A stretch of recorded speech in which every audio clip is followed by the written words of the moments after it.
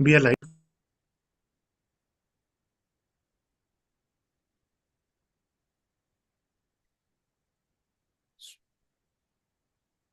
Very good evening.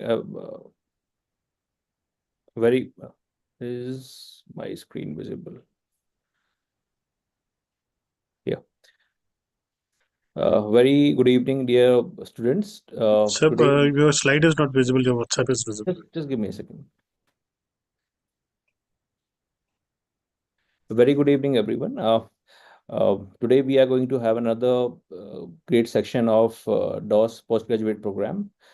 To have this session, I would like to invite Dr. Priyank Garg, and Dr. Priyank Garg is currently an associate professor in Department of Ophthalmology at LLRM Medical College, Meerut.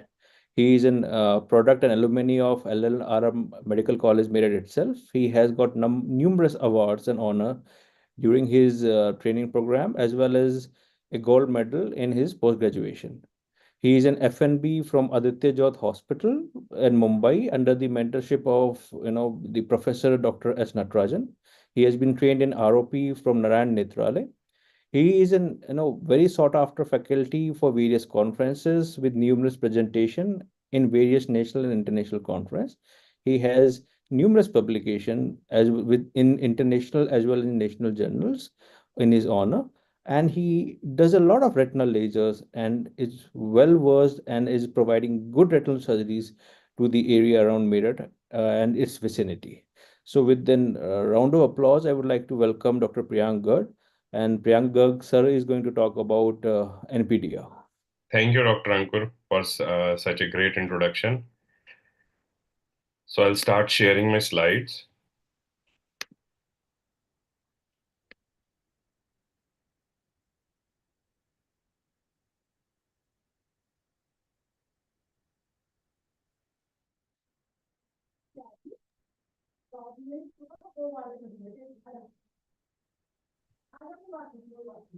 So are my slides visible? Yes, sir. Thank you. So very good evening to all of you. And this is the current highlighted topic, like diabetic retinopathy. Every third person in India is diabetic.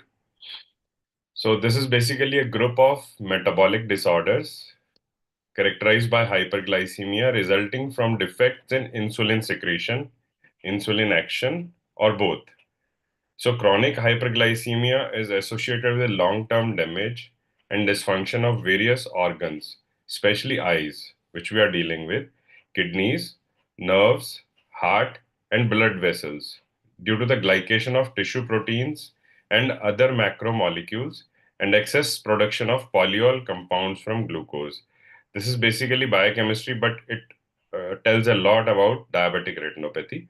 It affects 3 out of 4 diabetic patients after 15 years of diabetes. Now, coming on to the diagnostic criteria of diabetes mellitus, the fasting plasma glucose, if it is greater than 126 milligram per deciliter, then it is supposed to be a diabetic patient. If the oral glucose tolerance test with 2 hours post-load value of greater than 200 milligram per deciliter, then you are a diabetic or the patient is a diabetic. And if he presents with the symptoms like polyuria, polydipsia, and weight loss with random plasma glucose greater than 200 milligram per deciliter, then these are the 3 basic diagnostic criteria for diagnosing a person with diabetes mellitus. Now, coming on to the epidemiology, this is the global prevalence of diabetic retinopathy, that is 34.6%. Of PDR, it is 7%. Of diabetic macular edema, it is close to 7%. And vision-threatening diabetic retinopathy is around 10.2%. Though the epidemiology was a slight different in Wesder's study, but since they took only whites into their study and no Hispanic, American Black, or Asian groups were included, so there is a difference in this. Now, coming on to our own epidemiology, India has the largest number of diabetics in any single country. The estimated prevalence in India is approximately 10%. 12.5% of the urban population is diabetic and 4.1% of the rural population is diabetic. Now coming on to the factors influencing the development and progression of diabetic retinopathy. The first and foremost is the duration. This is most important in patients diagnosed with diabetes before the age of 30 years. The incidence of DR after 10 years is around 50% and after 30 years is nearly 90%. Diabetic retinopathy rarely develops before 5 years of onset or puberty, but about 5% of type 2 diabetics have DR at presentation. This could be due to non-diagnosis at the time of presentation. Now, the second most important criteria is the glycemic control is less important than duration, but it is relevant to the development and progression of diabetic retinopathy. Most important treatable risk factor, and increased HbA1c means increased risk and increased progression. The relevant studies relating to diabetic glycemic control are Diabetic Control and Complication Trial, UK Prospective Diabetes Study. Third is puberty. The risk of progression is increased due to hormonal factors related to growth. Now, there is a the figure you can see here is a figure of diabetic papillopathy, a form of optic neuropathy that is occasionally seen in young people with type 1 diabetes, but it is not related to either glycemic control or any other known features of diabetes. Fourth one is hypertension, elevated blood pressure, higher risk of diabetic retinopathy according to the UKPDS. Large, carefully carried out studies, but with no beneficial effect of lowering BP on DR. The relevant studies to hypertension are ACCORD, Action to Control Cardiovascular Risk in Diabetes, Advance, Action in Diabetes and Vascular Disease, ABCD2, Appropriate Blood Pressure Control in Diabetes.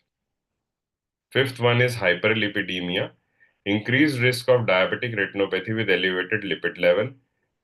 Again, relevant studies are ACCORD as we have discussed. FIELD is a phenofibrate intervention and event lowering in diabetes. This is the most discussed study nowadays when a patient with hyperlipidemia is there with diabetes in your clinic. Pregnancy, there is an increased risk of development and progression of diabetic retinopathy because of increased in hormonal levels.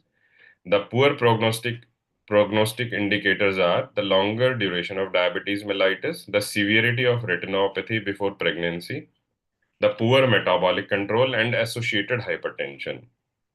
7. There is a strong association between PDR and presence of HLA-DR phenotypes 4-O, 3-O, and X-X. 8th is the ocular factors. Glaucoma and myopia reduce the prevalence and severity of diabetic retinopathy. 9th one is smoking. So, smoking increases the risk of diabetes progression. Coming on to the pathogenesis. Basically, if we understand diabetes is a microangiopathy affecting end vessel organs, basically like kidneys, eyes, heart, brain.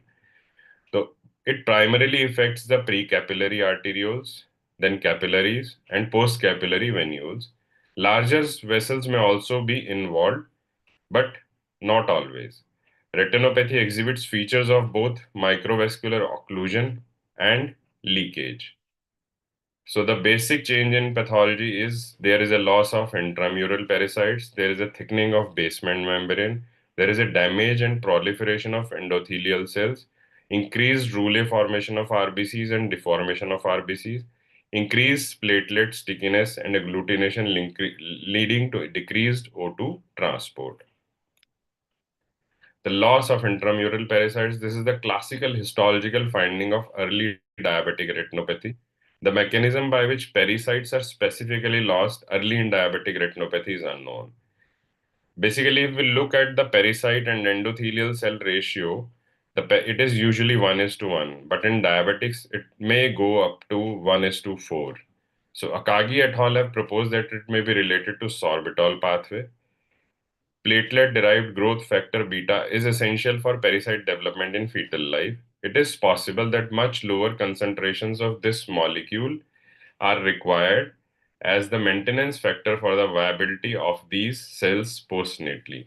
So alterations in PDGF beta secretion or function produced by prolonged hyperglycemia or galactosemia may selectively affect pericyte viability, leading to their loss by apoptosis. Then thickening of basement membrane. There is a Swiss cheese-like vacuolization and deposition of fibrillar collagen in the midst of the usual homogeneous pattern of basement membrane collagen. Most studies again implicate the sorbitol pathway in this process. There is a marked decrease in the production of heparan sulfate proteoglycan with a resultant secondary increase in the production of basement membrane collagen, which leads to the thickening of basement membrane. Then the final thing is breakdown of blood retinal barrier, which leads to all the effects of diabetic microangiopathy. This happens because of opening of zonula occludentis between adjacent microvascular endothelial cell processes. Then the second reason is fenestration of endothelial cells cytoplasm. Third one is there is an increase in transport by endocytotic vesicles. This is a biochemical flowchart depicting how hyperglycemia affects the body cells. So hyperglycemia leads to production of three things.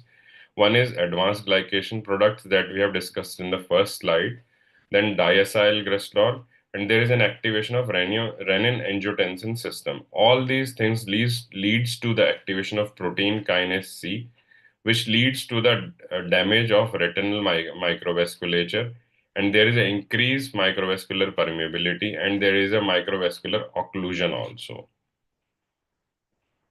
Now coming on to the clinical features. The first and the foremost, what we call as the hallmark of NPDR are microaneurysms. They arise as secular outpouchings. You can see it here of the capillary wall. This is the first clinical visible sign of diabetic retinopathy. They are deep red dots, 25 to 100 microns in circumference. As the number of microaneurysm increases, there is a greater risk of retinopathy progression. Second one is hemorrhages. Dot and blot hemorrhages are there. As we can see in the picture, blot hemorrhages are still larger than dot hemorrhages, and like we put an ink drop on a blotting paper, they just blot it out. The blot hemorrhages look like that only. They are large with irregular shape density and darker in color. They are located in the compact middle layer of the retina, that is inner nuclear layer. Dot hemorrhages, they are small with sharply demarcated border and with uniform density. If we look at these hemorrhages, they are mainly from the venules, what we call as post-capillary venules. Now coming on to the second type of hemorrhage that we see in non-proliferative diabetic retinopathy is flame-shaped hemorrhages. They can be larger and manifest as wispy margins, bleeding near the surface of the retina in the nerve fiber layer. They follow the contour of the nerve fiber layer, giving it a flame-shaped appearance. Located usually in relation to the optic nerve head or posterior pole, seldom in the peripheral retina where nerve fiber layer is thin. They follow a linear distribution, and seeing these hemorrhages, they are mainly from the precapillary arterioles. So dot and blot hemorrhages are from venules, and these are from arterioles. That is why they are bright red in color.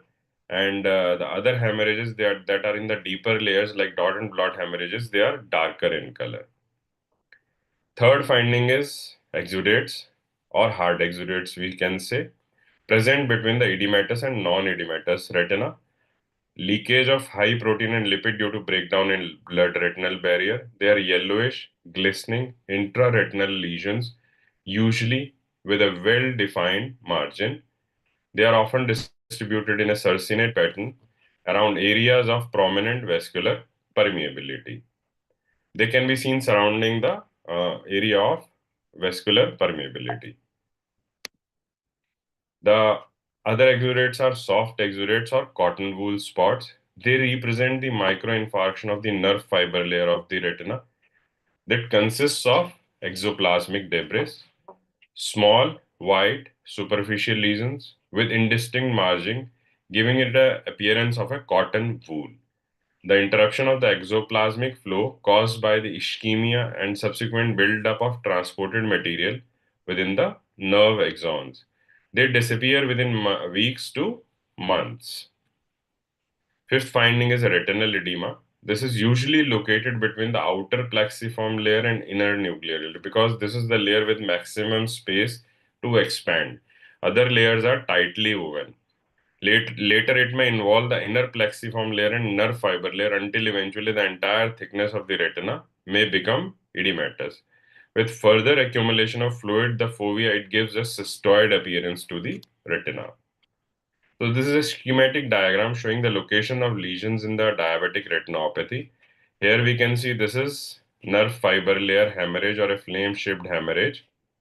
This is the nerve fiber layer. This is the ganglion cell, inner plexiform, inner nuclear. The outer plexiform layer, we can see dot and blot hemorrhages, hard exudates, and retinal edema in this layer.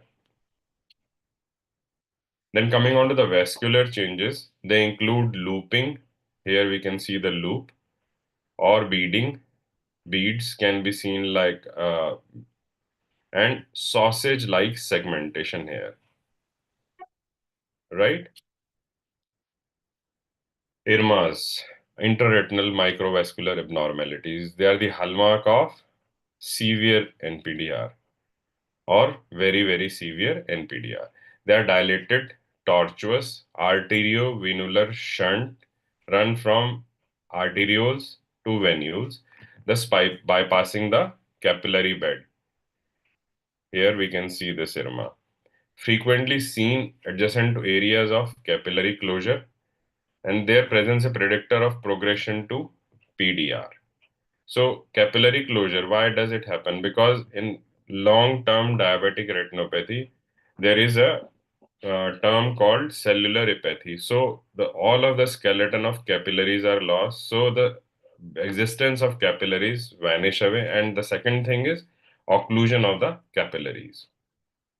Now, we can confuse an IRMA with a new vascularization elsewhere. So how do we differentiate? So if we see IRMAs, they have an intraretinal location, while NVs have usually superficial retinal location. Absence of profuse leakage on FFA in IRMAs, while NVs leak profusely. Then failure to cross over major retinal blood vessels. This is one of the main differences, that IRMAs doesn't cross any major retinal blood vessel.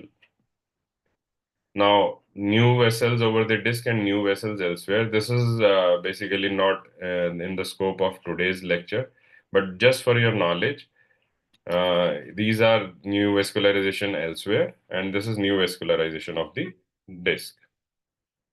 Now, this is one of the most important studies which we even follow today, early treatment diabetic retinopathy study. The classification of non-proliferative diabetic retinopathy is done according to this study only, and we follow the classification same ways. The stages include the mild NPDR, which has microaneurysms only, as this is highlighted in this circle, originating from a capillary, just an outpouching from a capillary. Then moderate NPDR, there are several retinal hemorrhages. If we see according to the ETDRS standard photograph 2A, there should be about 20 medium large per quadrant hemorrhages in one quadrant. So in moderate NPDR, we can see hemorrhages in one quadrant, 1 to 3 quadrants. Significant venous bleeding can be present in no more than one quadrant, that is in single quadrant. Venous changes in one quadrant. Then cotton wool spots may be present commonly. If we look at severe NPDR, then we follow the 4-to-1 rule. One or more of the following: more than 20 hemorrhages in all of the 4 quadrants. That means all 4 quadrants should be involved with more than 20 hemorrhages, or there should be significant venous changes like beading, looping, sausaging in more than one quadrant and less than 2 quadrants. And IRMA can be seen in one quadrant. Then we classify the disease as severe NPDR. Very severe NPDR, two of the above mentioned criteria if a person fits into this, he is into a severe NPDR. But severe NPDR carries a 75% risk of progression to PDR in 1 year. Now, coming on to the concept of clinically significant macular edema, which is different from diabetic macular edema, which we define on OCT. Now, clinical significant macular edema is defined as presence of any one of the following, like retinal thickening within 500 microns, 1/3 of a disc diameter of the foveal center, hard exudates within 500 microns of the foveal center if associated with adjacent retinal thickening, as you can see in this figure B. Retinal thickening greater than 1 disc diameter in size, part of which is within 1 disc diameter of the center of the fovea, and this all requires treatment. Now, before treatment, we should know how to investigate and what treatment do we have to give to the specific patient according to the protocols defined. For the investigations of NPDR, it could be non-invasive or invasive. Non-invasive, as we have all of us have in our clinic today, even the anterior segment surgeons have this tool in their clinic, that is optical coherence tomography or OCT. And the invasive tool is only with retina surgeons, which is fundus fluorescein angiography. Though not done much, but still has a role to play.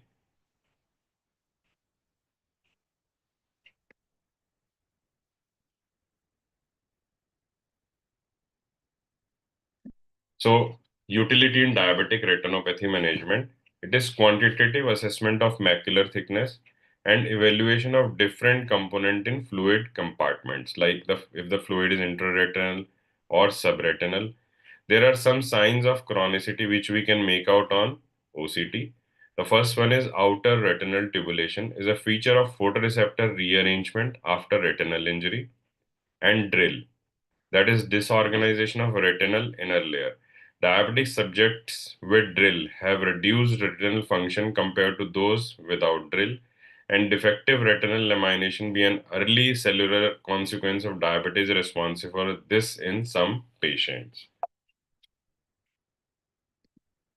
So this is the subretinal fluid and this is the interretinal fluid, two compartments that were mentioned earlier. This is posterior hyaloid membrane. Now this is outer retinal tubulation, rearrangement of photoreceptors, and this is disorganization of retinal inner layer. Here we can see the disorganization of retinal inner layers.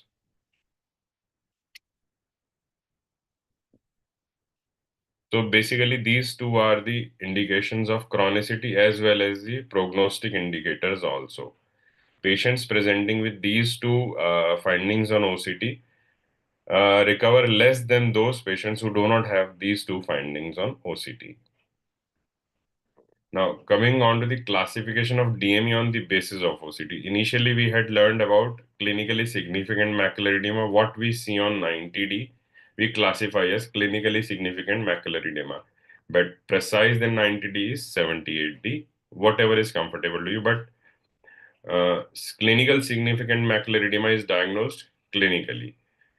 When we do an OCT, we divide DME on the basis of OCT as 5 types. Like type 1 is focal macular thickening, type 2 is diffuse non-cystoid macular thickening, that is spongy thickening, type 3 is diffuse cystoid macular thickening, type 4 is posterior hyaloid traction, type 4B is epiretinal membrane, and type 5 is serous retinal detachment, or we also call as serous macular detachment or SMD.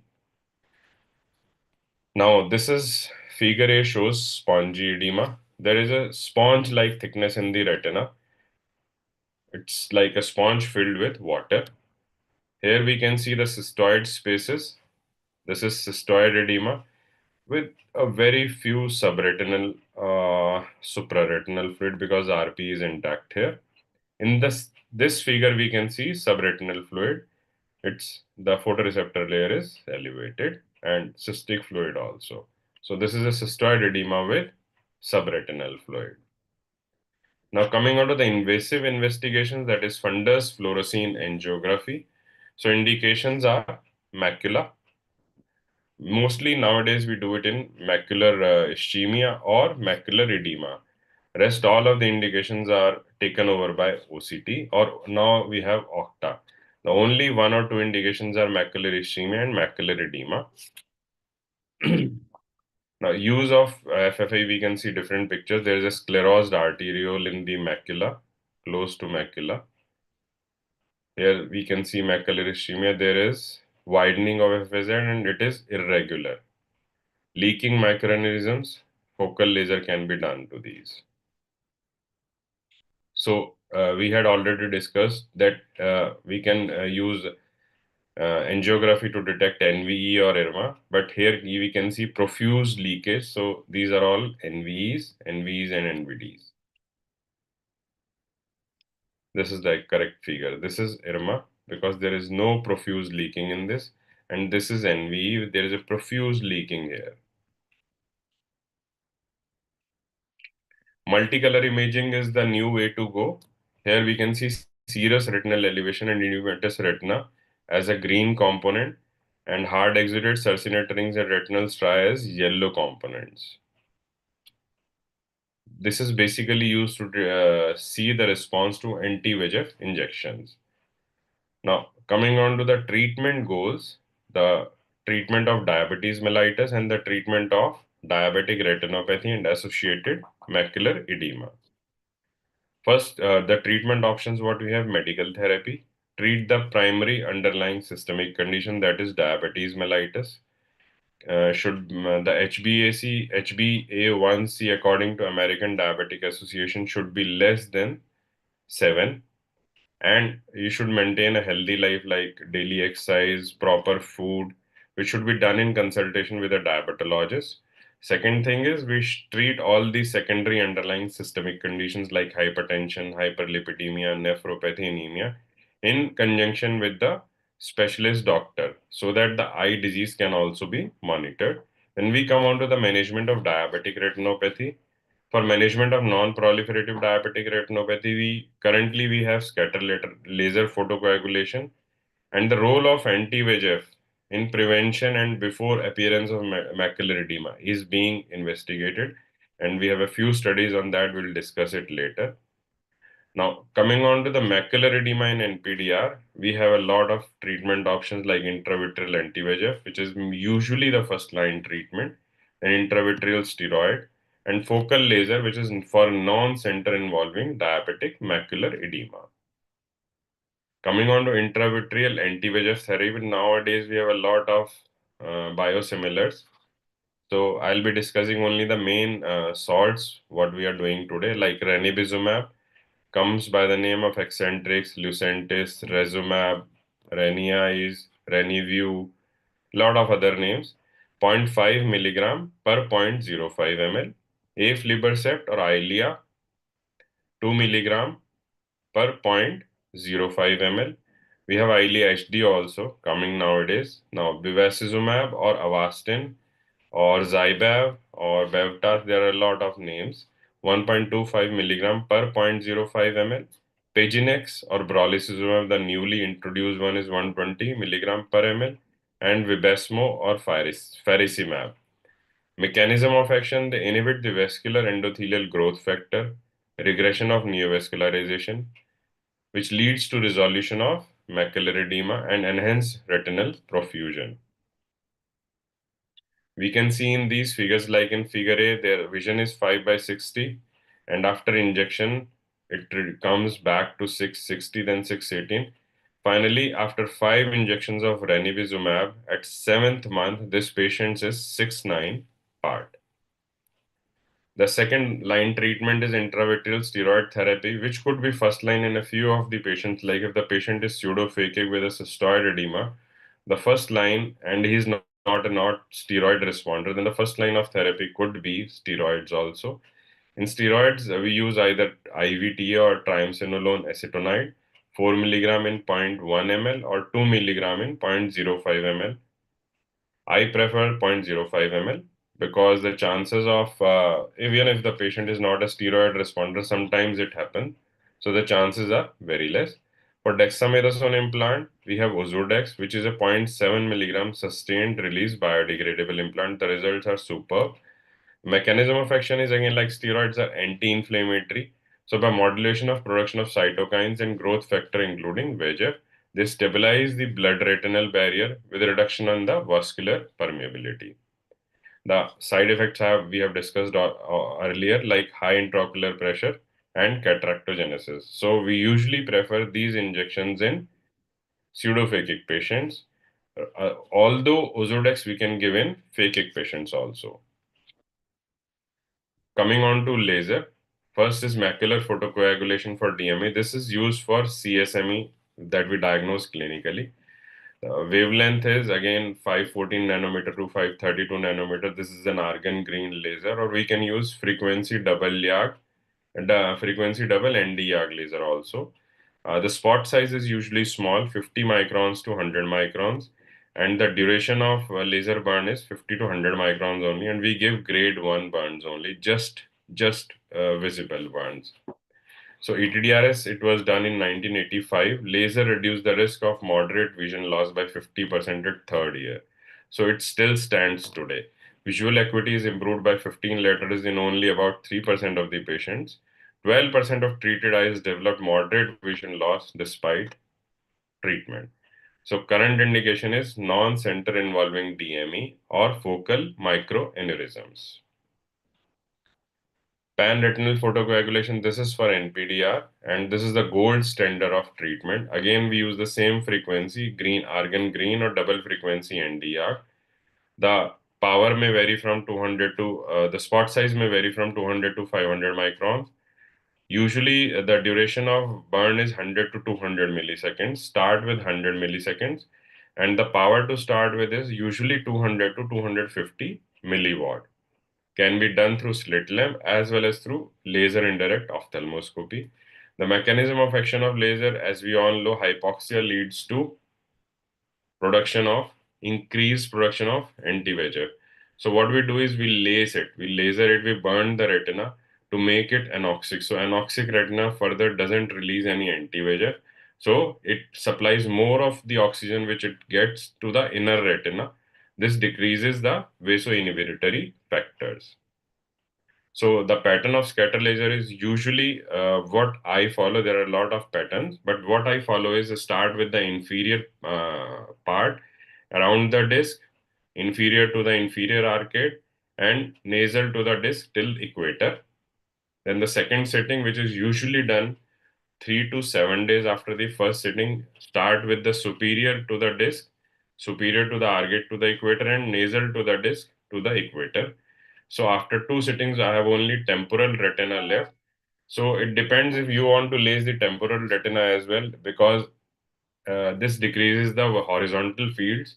So for drivers, it is difficult to drive the car at night. So it depends what person you are treating. If the person is a driver, then we should never treat the horizontal retina. We should always treat below and above arcades only and leave the nasal and temporal field so that he can drive properly.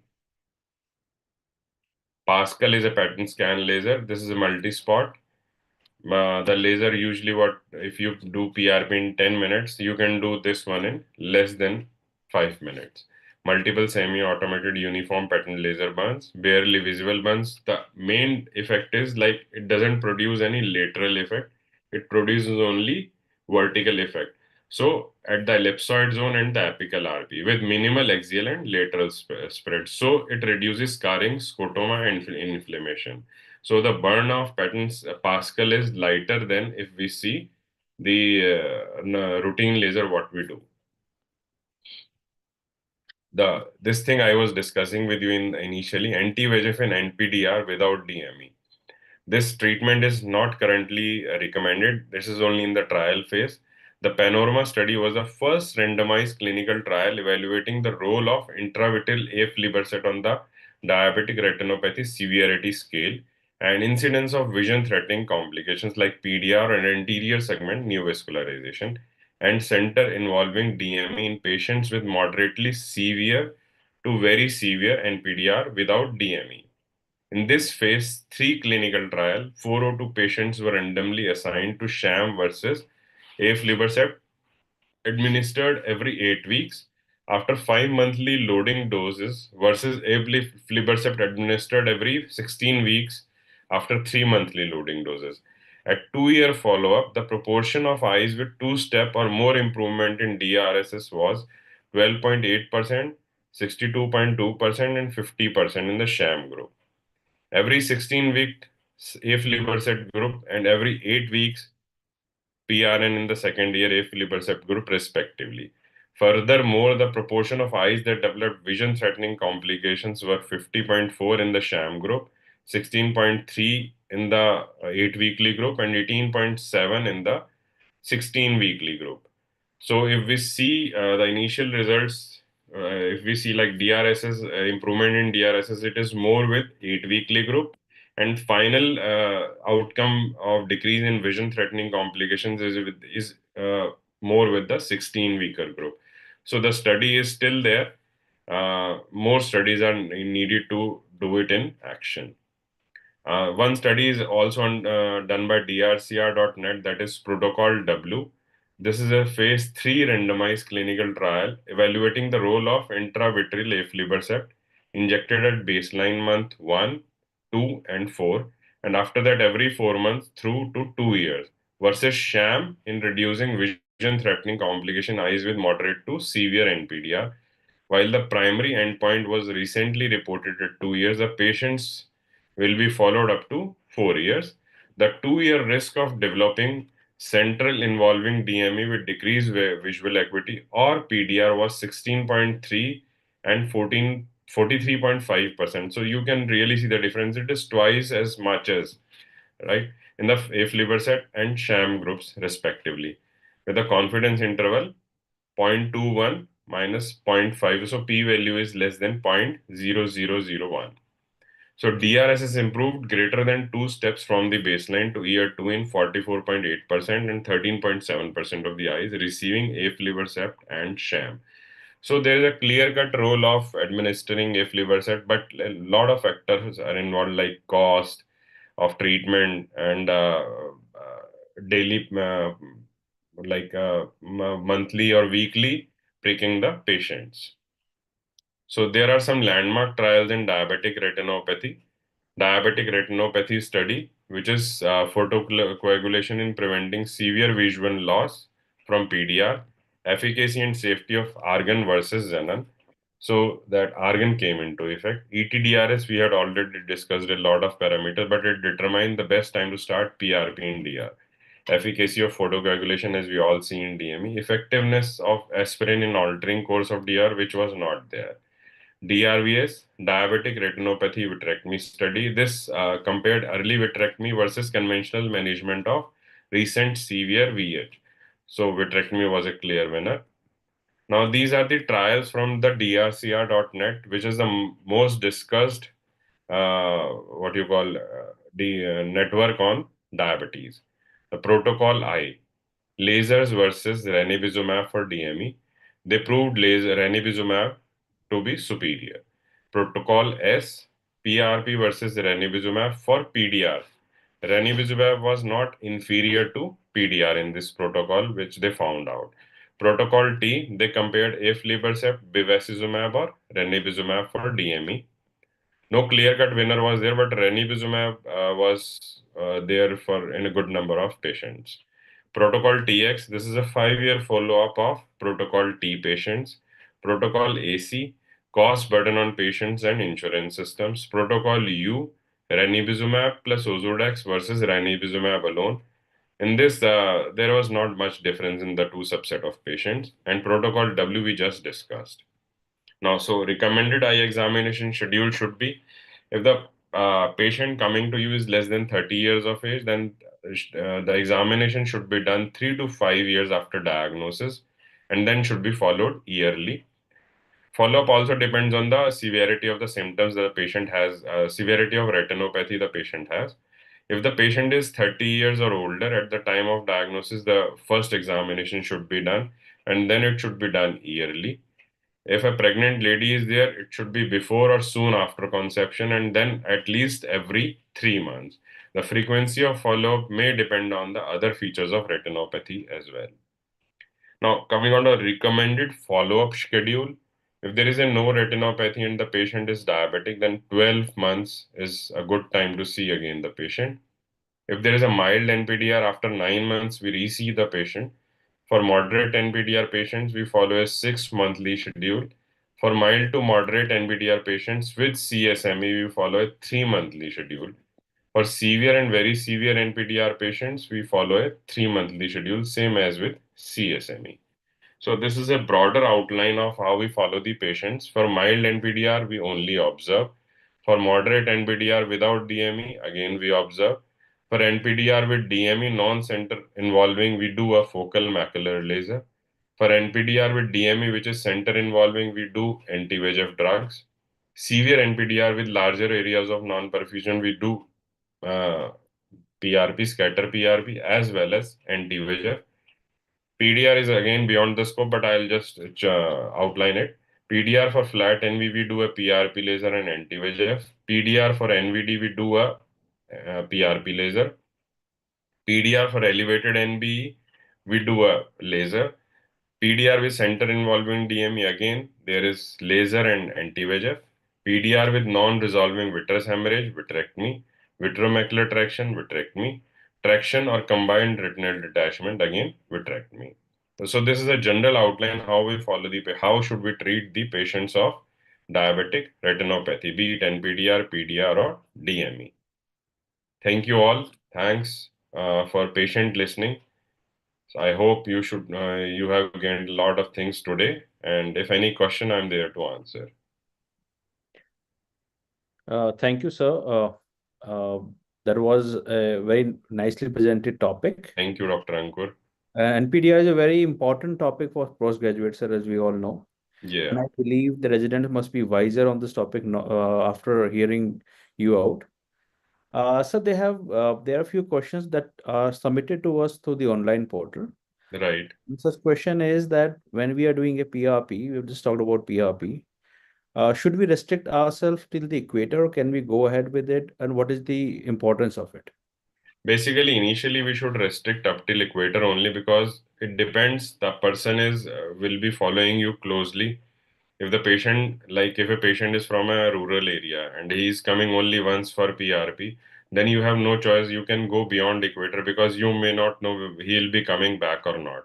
But if we regularly see a patient and if he is a good for follow-up, then we should not go beyond the equator because the retina, which is mainly involved in diabetes, is the equatorial retina and retina close to the arcades. The peripheral retina is usually not involved if the patient is having a good control and if is following the treatment. Thank you, sir. The second question that has come up is, what is the investigative modality that we should follow up the NPDR patients on? Is the color fundus photograph good enough for the follow-up, or do we need to investigate on FFA or any other investigative modality? As I earlier said also, FFA is not obsolete, but the indications have decreased a lot. They are limited to only macular edema and macular ischemia, what we follow in our clinical practice. The main investigation is color fundus photograph and OCT. If the patient vision is good and clinically you cannot see any edema or something like that, then color fundus photograph is good enough for follow-up of the patient. And if there is a decrease in vision and there is visible clinically significant macular edema, then we should go ahead with OCT also. And so the third question is that during the follow-up of these diabetic patients, if the patient have comorbidities like diabetic kidney disease, does the follow-up changes? Yes, it becomes more frequently if he has a comorbidity because risk of progression to PDR is much more then. Thank you, sir. Dr. Anita, do you have any questions with you? Good evening, sir. Hello, ma'am. Thank you for wonderful presentations in a very simplified way. So I would like to ask, among the various intravitreal injections, what is your most going intravitreal most important, and then how you decide which intravitreal injection to be given in which patient? So are there any tips of deciding those factors? See, like Dr. Anita, we are in India, so the main deciding factor is cost only. But otherwise, if we usually start with ranibizumab. After ranibizumab, if on 3 injection the patient doesn't respond, then we have Eylea or Pagenex. But we straight away never go with Pagenex or Eylea. Like in all studies, they are using Eylea now in drcr.net, but in here we don't use it because of the cost factor. And second thing is, depends on patient's phakic status. If patient is pseudophakic and is having a cystoid macular edema, then we give a steroid trial of 14 days. I follow difluprednate 4 times a day for 14 days. And if the IOP is not raised, we go ahead with Ozurdex because that is the best one we have. And start with Resumab. If the patient doesn't respond to Resumab, then we go ahead with Pagenex or Eylea. Preferably Eylea because Pagenex, some vasculitis component was there initially, not reported now, but still there is a fear. So any important points you would like to tell to our residents that if they are deciding for the intravitreal injections, what are the main contraindications they should be looking after before deciding for the intravitreal? The main contraindication because anti-VEGF induce fibrosis also. So if you have any vitreomacular traction or epiretinal membrane, then you should avoid, if it is possible to avoid, then we should never give anti-VEGF. So any systemic contraindication they should be very aware about, like if patient is having some cardiac issues or Cardiac something like issues, that. Avastin we usually never use, but nowadays Avastin use is already very, very less. We use only in ROP. So in ROP also, if the patient is like pulmonary patient, we don't give Avastin then to all pulmonary this thing. But in adults, we don't give Avastin for last 3 years. So that is why there is no systemic contraindication per se. Yes, if you are using bevacizumab, then there are systemic contraindications. The pulmonary insufficiency is the main, and cardiopulmonary insufficiency is the second. Yes, sir. Thank you, sir, for these important points. I'm really sorry because I was not using Avastin for last 3-4 years. That is why I did not mention it. No, no, it's okay. So these are little important question for exam. So that's why Yeah, we discussed here, because most of the PG students they would be answering these questions. Yes, sir. thank you. Yeah, thank you, sir. Thank you for the wonderful talk. Thank you, Dr. Ankur. Anything Thank you you, want Dr. to add? Ankur, Dr. Anita. Thank Sir, you. before we end, yeah. We would like to share this, a token of thanks and appreciation on behalf of Delhi Ophthalmal Society for taking out some precious time of yours to give this lecture. We would be also handing over these certificates or these token of appreciation in a better form, in a printed out form during the annual DOS conference that is going to happen from 13th to 15th June at Bharat Mandapam. Oh, And great. on Thank behalf you. of entire DOS team, as well as our president, executive, and the secretary DOS, as well as treasurer ma'am, we would like to invite you for the same. And at the same time, sir, I would like to ask you to please stay back because I would ask Sunil to run the small video that we have for the forthcoming conference at Bharat Mandapam. Right. Sunil, are you I'll be there? there. Thank you, Dr. Ankur. Thank you, Dr. Anita. Thank you, sir. Thank you. Thank you, sir. Thank you. Sunil, are you there? Yes, sir. Can you please run that video, Dr. Sir, I don't have the video. Okay. Anyways, thank you, sir. Thank you for Member of DOS, non-voting member. So I usually attend every conference of DOS, thank be you, it sir. midterm or annual. So I wish everyone a great night and thank you, sir, once again. Have a great night. Thank you all. Very good. Thank you, Dr. Ankur, Dr. Anita. Thanks a lot.